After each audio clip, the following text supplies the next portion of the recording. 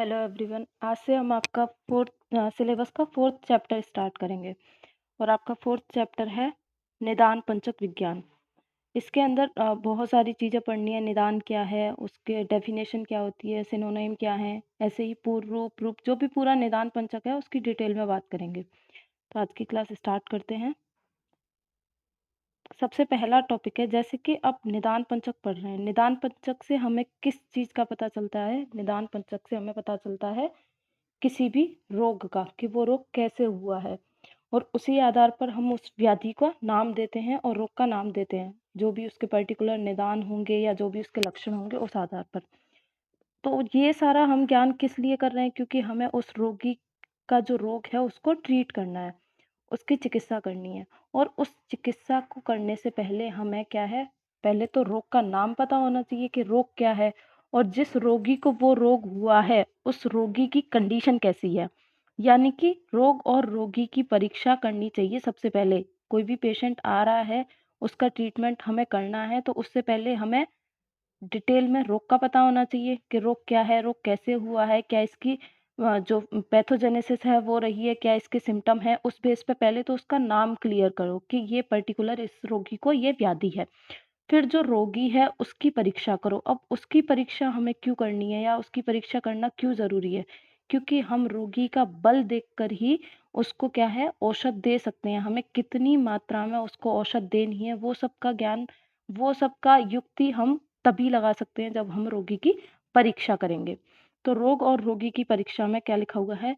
किसी भी रोग का जिस प्रकार आयुर्वेद शास्त्र में जिससे उसके निदान बताए हैं या जिस प्रकार से उसकी उत्पत्ति बताई है, या अपने जैसे चरक संहिता है, सुश्रुत संहिता है और कई प्रकार की जो संहिता हैं, उनमें उन व्याधि के जो निदान और लक्षण हैं जैसे बताए हैं उसे उसी प्रकार जानकर, जैसे बताए हैं उसे उस रोगी में उसी प्रकार देखकर रोग की अवस्था के अनुसार चिकित्सा करने को क्या कहते हैं?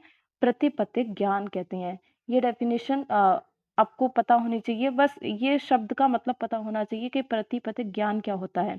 वो ये होता है कि जो भी शास्त्रों में वर्णित है, जो भी आचार्यों ने लिखा हुआ है किसी भी रोग की उत्पत्ति के बारे में, उसके लक्षण के बारे में, उसकी संप्राप्ति के बारे में, उसे एज इट इज हम वैसा ही पता कर ले तो वो क्या होता है? वो प्रतिपत्तिक ज्ञान होता है। अतः परीक्षा की विभिन्न विधियों के द्वारा रोगी की परीक्षा तथा रोग विशेष की परीक्षा करनी चाहिए। अब आचार्यों ने परीक्षाओं का वर्णन भी किया है कि रोग की परीक्षा हम कैसे करेंगे, रोगी की परीक्षा कैसे करेंगे। वो आगे आगे जैसे चैप्टर होते जाएंगे आपको सब पता चलता जाएगा। रोगी की परीक्षा क्यों करनी चाहिए, क्या इंपॉर्टेंस है, क्यों रोगी की परीक्षा जरूरी है, तो रोगी परीक्षा का महत्व क्या है। अब आचार्यों ने दो प्रकार के देश बताए हैं। आपने अष्टांग हृदय के अंदर पढ़ा होगा कि देश दो प्रकार के होते हैं, एक भूमि और एक देह यानी कि शरीर। उसको आचार्यों ने देश माना है। ठीक है। अब चिकित्सा रूपी कार्य का देश जो होता है वो शरीर होता है। यानी कि हम चिकित्सा किस पर कर सकते हैं? शरीर पर कर सकते हैं। और चिकित्सा किसकी की जाती है? रोगों की जाती है। रोग किस में होते हैं? शरीर में होते हैं। तो अल्टीमेटली चिकित्सा किसकी हो रही है? शरीर की हो रही है। इसकी परीक्षा अब रोगी की परीक्षा क्यों करते हैं या शरीर की परीक्षा क्यों करते हैं?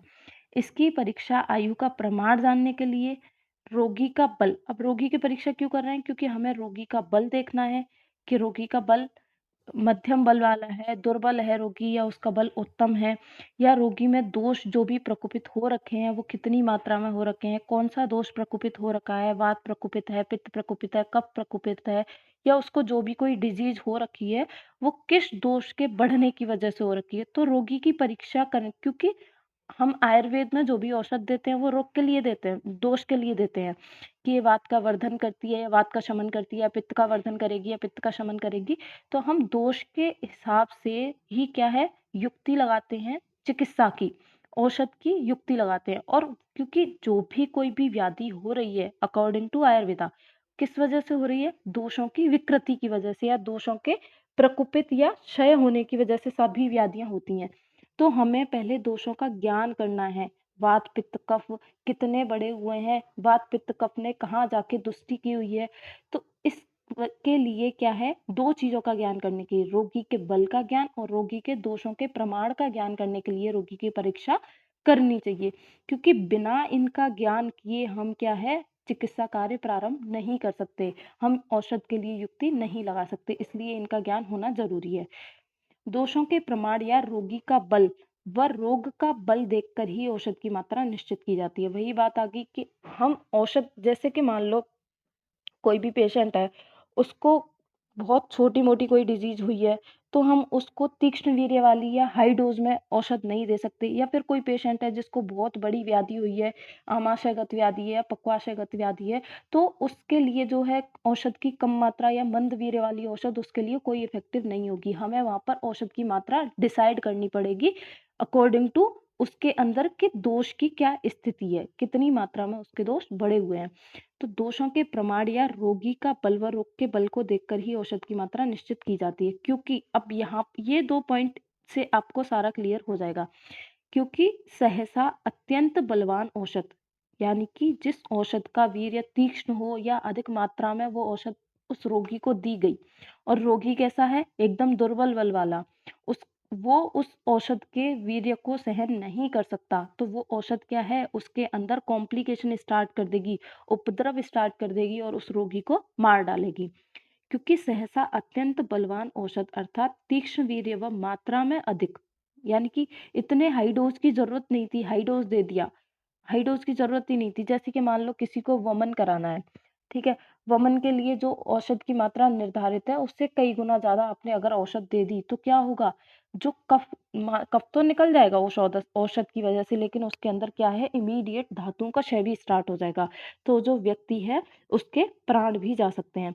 यदि दुर्बल व्यक्ति में प्रयुक्त की गई कौन सी मात्रा, तीक्ष्णवीर या अधिक मात्रा में औषध अगर दुर्बल व्यक्ति में प्रयुक्त की गई, तो जो औषध का वीर्य और अधिक मात्रा में जो औषध है वो रोगी को सहसा मार डालेगी। जस्ट इसका अपोजिट, इसी प्रकार अगर अल्प बल वाले मनुष्य अति तीक्ष्ण, मनुष्य का बल कम है, वो अति उष्ण, अति रुक्ष औषधियों का या फिर शस्त्रक्षार अग्निकर्म करने को सहन करने में असमर्थ होते हैं। यानी कि छोटा सा बच्चा है जिसके अंदर बल की बहुत कमी है, या कोई वृद्धावस्था वाला पेशेंट है, उसको आप ऑपरेशन थिएटर में ले जाओ, उसके उसके अंदर शस्त्र कर्म कर रहे हो, तो वो क्या है, उस पर नहीं कर सकते, क्योंकि वृद्धावस्था में और बाल्यावस्था में बल की क्या रहेगी, कमी रहेगी, वो उस प्रकार के ट्रीटमेंट को सहन नहीं कर सकते। तो हमें ट्रीटमेंट का डिसाइड करने के लिए सबसे पहले हमें रोगी का बल देखना है कि रोगी इस प्रकार के ट्रीटमेंट को सहन कर सकता है कि नहीं, अग्नि कर्म, क्षार कर्म, शस्त्र कर्म इनको सहन कर सकता है या नहीं। हम हर किसी व्यक्ति को जैसे पंचकर्मा करवाते हैं, तो पंचकर्मा से पहले जो पंचकर्मा के योग्य या अयोग्य बताए गए हैं उनका पता होना चाहिए कि पंचकर्मा के अयोग्य व्यक्ति कौन है, क्योंकि हर किसी में पंचकर्मा नहीं करवा सकते। अगर पेशेंट बहुत दुर्बल बल वाला है तो उसमें पंचकर्मा नहीं चल सकता, क्योंकि वोमन वेरिएशन से अल्टीमेटली होगा क्या, उसके अंदर जाके वात प्रकोपित होगी, और ऑलरेडी वो व्यक्ति क्या है, दुर्बल प्रवृत्ति का है, तो क्या है, उसके प्राणों के लिए घातक हो सकता है वो। फिर क्या है, इसी प्रकार अल्प बल वाले मनुष्य अति उष्ण और अति रुक्ष औषधियों या शस्त्रक्षार अग्निकर्म को सहन करने में असमर्थ होते हैं, क्योंकि रोगी अत्यंत क्षीण होने से औषधि के वेग को सहन नहीं कर सकता। इस प्रकार चिकित्सा की व्यवस्था करने से पूर्व रोग की परीक्षा और रोगी की परीक्षा आवश्यक है। अब आपको समझ आ गया होगा क्योंकि रोग की परीक्षा और रोगी की परीक्षा क्यों आवश्यक है, क्योंकि इन दोनों का ही हम पूरी तरह से आकलन करके चिकित्सा डिसाइड कर सकते हैं कि इस रोग के लिए, क्योंकि मान लो कोई काश का पेशेंट आया है और आप उसमें दूसरी कोई व्याधि की चिकित्सा दे रहे हो, तो ऐसा नहीं कर सकते। पहले हमें रोग का भी ज्ञान होना चाहिए कि पर्टिकुलर ये रोग है, इस रोग में हम ये चिकित्सा देंगे। जैसे कोई कोई वात व्याधि वाला या फिर वात दोष से जो रोग उत्पन्न हुआ है, ऐसा कोई पेशेंट आया और उसमें आप कफ वाली या पित्त वाली कोई औषध दे रहे हो, तो वो उसमें क्या है, कारगर नहीं होगी। इसीलिए क्या है, पहले रोग की परीक्षा और रोगी की परीक्षा करना ज़रूरी है। अब रोगी की परीक्षा देख ली, अब देखते हैं रोग की परीक्षा। चिकित्सा करते समय सर्वप्रथम रोग की परीक्षा, उसके बाद रोग के अनुसार उचित औषध की परीक्षा करनी चाहिए। वही पहली वाली लाइन कि पहले रोग का नाम तो पता करो कि रोग कौन-सा है, कौन से दोष से हुआ है, वात से, पित्त से या कफ से। उसी हिसाब से हम औषध डिसाइड करेंगे। कोई वातज व्याधि हुई है, तो उसमें हमें स्निग्ध उष्ण गुण वाली औषध देनी पड़ेगी। कोई कफज व्याधि हुई है, तो उसमें रुक्ष और उष्ण गुण वाली औषध देनी पड़ेगी। तो दोष के हिसाब से ही क्या है, हम औषध को डिसाइड करेंगे। जो वैद्य रोग को न जानकर चिकित्सा कर्म प्रारंभ करता है, वह औषधि विधान को जानता है, फिर भी उसकी सिद्धि निश्चित रूप से नहीं होती है।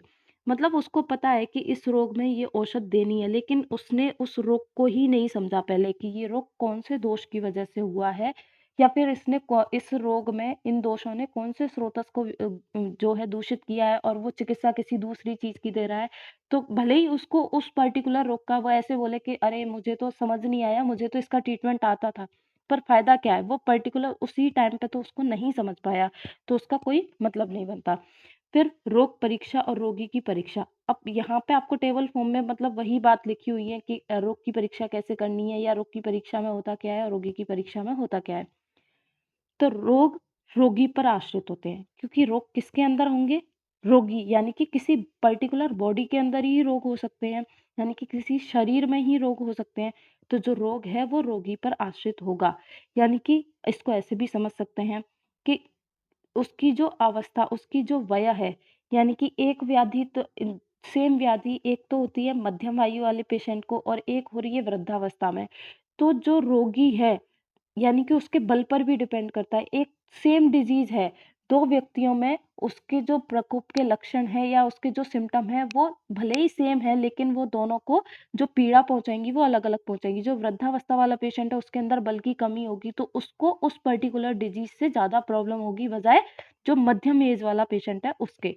तो रोग और जो रोग होता है वो रोगी पर आश्रित होता है। रोग का ज्ञान हम कैसे करते हैं? पूरा जो निदान पंचक हम इस चैप्टर के अंदर बात करने वाले हैं, उस निदान पंचक के आधार पर रोग का ज्ञान किया जाता है। यानी कि किस निदान से वो रोग उत्पन्न हुआ है, उस रोग के अंदर क्या पूर्व रूप है, उसके पर्टिकुलर सिम्पटम क्या हैं, उसकी उपसय और उसके संप्राप्ति क्या है। तो उस इन 4-5 चीज़ों से हमें क्या है, रोग का ज्ञान होता है। रोग परीक्षा के अंतर्गत रोग की विभिन्न अवस्थाओं का अध्ययन किया जाता है। यानी कि जब हम रोग की परीक्षा कर रहे हैं, कोई भी रोग उसको हुआ है, तो पूर्व रूप में उसके अंदर कौन से लक्षण प्रकट हुए, उसकी संप्राप्ति कैसे थी, जो उसका जो रोग का पूरा षट काल होगा, उसके अंतर क्या-क्या हुआ, वो सारी चीज़ें हम इसके अंदर देखते हैं। जैसे कि पूर्व रूप अवस्था में जब पहली बार दोष दूष्य समूर्छना होती है, वो कब होती है? पूर्व रूप अवस्था में। पूर्व रूप अवस्था में दोष दूष्य समूर्छना को जाना जाता है कि पर्टिकुलर इस दोष ने इस दूष्य को जाके दूषित किया है और इस प्रकार के पूर्व रूप उत्पन्न किए हैं। तो जो निदान पंचक की जो पूर्व रूप अवस्था होती है, उसी के अंदर पहली बार क्या है, दोष दूष्य समूर्छना को जाना जाता है। और उपशय उपशय का मतलब है जिससे उस व्याधि के अंदर क्या है, शांति हो रही हो। पर्टिकुलर कोई ऐसी चीज़ जिससे उस व्याधि का शमन हो रहा हो, वो होता है उपशय। तो उपशय द्वारा रोग के गूढ़ लिंगों का ज्ञान किया जाता है। उपशय आपका डिटेल में चैप्टर है, वहाँ सारी इसकी बात करेंगे। फिर है रोगी परीक्षा। आतुर का शरीर चिकित्सा के लिए कार्यकारी स्थान है। यानी कि जो रोगी है, उसी की चिकित्सा कर सकते हैं, और किसी की तो कर नहीं सकते, क्योंकि रोगी को ही रोग हो रहा है। तो आतुर का जो शरीर है वो चिकित्सा के लिए कार्यकारी स्थान है, यानी कि चिकित्सा किसकी करेंगे? आतुर के शरीर की। रोगी की परीक्षा अनेक विधियों से, अब ये आपके बड़े-बड़े चैप्टर हैं। षड्विध परीक्षा आचार्य सुश्रुत ने बताई है, चतुर्विध परीक्षा जिसमें प्रमाणों के आधार पर परीक्षा की जाती है, त्रिविध परीक्षा भी बताई है, दर्शन, स्पर्शन, प्रश्न, उनके आधार पर क्या है, रोग की परीक्षा की जाती है। सॉरी, रोगी की परीक्षा की जाती है। यहाँ करेक्ट कर लीजिएगा, रोगी की परीक्षा। रोगी परीक्षा के अंतर्गत रोगी की अवस्था, उसकी शारीरिक स्थिति, जब भी हम जो भी पेशेंट आए हैं, पहले क्या बोलते हैं? पहले हिस्ट्री लेते हैं। जैसे अपन मॉडर्न की बात करें तो पेशेंट आता है, सबसे पहले उसकी हिस्ट्री लेते हैं। तो उस हिस्ट्री के अंदर एक तो हमें रोग का पता चल जाता है कि जैसे-जैसे वो अपने सिम्पटम सुनाएगा, उससे क्या है, एक तो हमें रोग का पता चल जाएगा, एक कब से हो रहा है और एक उस पेशेंट की स्थिति क्या है। यानी कि भले एक 2 तरह के पेशेंट होते हैं, जैसे गुरु व्याधित और लघु व्याधित। एक पेशेंट को बहुत बड़ी बीमारी है, फिर भी वो क्या है, बहुत हल्के में लेगा, अरे कोई नहीं, ठीक हो जाएगी। एक पेशेंट को छोटी-सी बीमारी है और वो इतना बढ़ा-चढ़ा के सुनाएगा। तो उस हिसाब से उनकी जो मेंटल स्टेट है, उसका भी हमें पता लग जाता है रोगी की परीक्षा करते समय। रोगी परीक्षा के अंतर्गत रोगी की अवस्था, उनकी शारीरिक स्थिति को जानने के लिए शरीर प्रमाण का ज्ञान किया जाता है। तथा मानसिक अवस्था के ज्ञान के लिए सत्व और सात्म्य का ज्ञान किया जाता है। उससे जैसे कि डॉक्टर को तो सभी तरह की डिजीज़ का पता होता है। कोई पेशेंट है, उसको हल्का-फुल्का सर दर्द है और वो इतना बढ़ा-चढ़ा के सुनाएगा, मेरे को इतना सर दर्द होता है, मेरे को इतनी प्रॉब्लम है। एक पेशेंट कैंसर वाला है, फिर भी वो एकदम ऐसे कि सर मेरे को ये सिम्पटम होते हैं, कोई दिक्कत नहीं है, मैं तो ठीक हो जाऊँगा। यानी कि उसका सत्व कैसा है? भले ही उसको इतनी बड़ी डिज़ीज़ है, तभी तो बोला जाता है कि जो भी कोई कैंसर पेशेंट है, वो एक बार अपनी जो मेंटल स्टेट को अगर कंट्रोल में रखता है, तो वो कैंसर को भी मात दे सकता है। तो सत्व का प्रबल होना भी ज़रूरी है। तो रोगी की परीक्षा से हमें उसके सत्व का भी ज्ञान हो जाता है, यानी कि इस व्यक्ति का सत्व प्रवर है, अवर है या मध्यम है। कैसे ये उस व्याधि को ले रहा है। तो ये है आपका पहला टॉपिक रोग परीक्षा और रोगी की परीक्षा। उसके बाद जो